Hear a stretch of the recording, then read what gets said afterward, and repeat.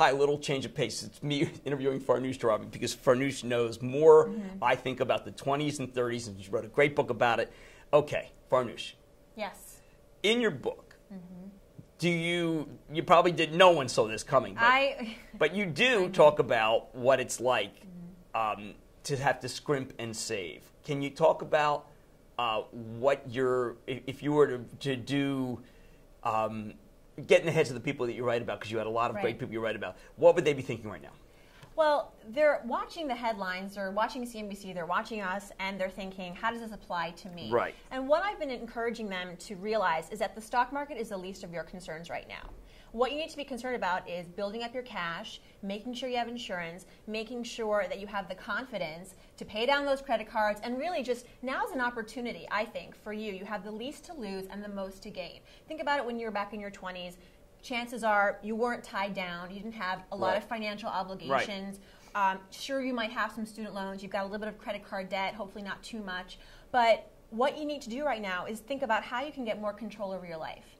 The job market is uncertain. So I'm encouraging young adults to think about not becoming a full-fledged entrepreneur, but creating extra revenue streams for them. Cash is king right now. Right. The stock market actually is on your side. I mean, time is still on your side. Right. And I know that you have a timeline for folks who need money within a 5-year period, but if you're 25 and you don't have a family and you don't have pending financial obligations, really start picking at the stock market. Watch our videos and think about where the opportunities are. Let's say as a younger person, you go out 4 or 5 nights a week. What's the new plan?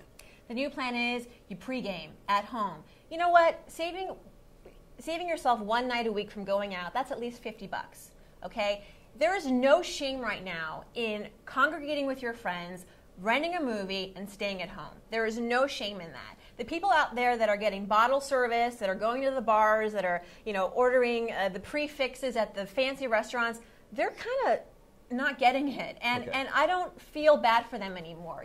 Like if you want to have a good time, there are a lot of organic ways to do it. Right now, it's all about your friends, your family, and through that process comes education, right? You're learning about how to save.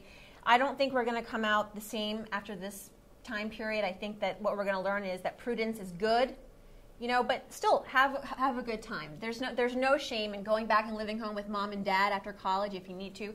50% of college students are doing that this year. Are they really? From 20%. The boomerang generation is back at it. No shame in that. I folks. knew you would have the call. One last question. Sure.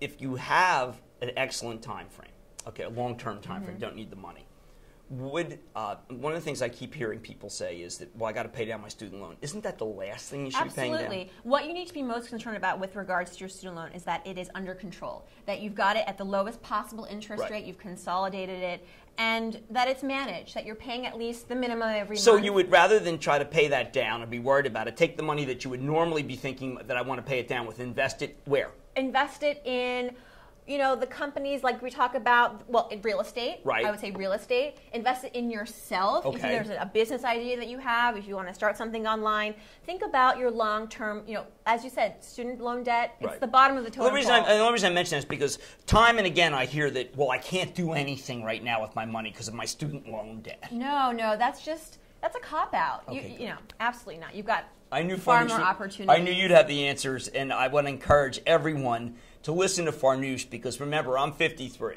and my issues are issues of kids. My issues are issues of college tuition. They're very different from a lot of the people who are in a younger cohort. You own that cohort. Thank you, Farnoosh. Thank you.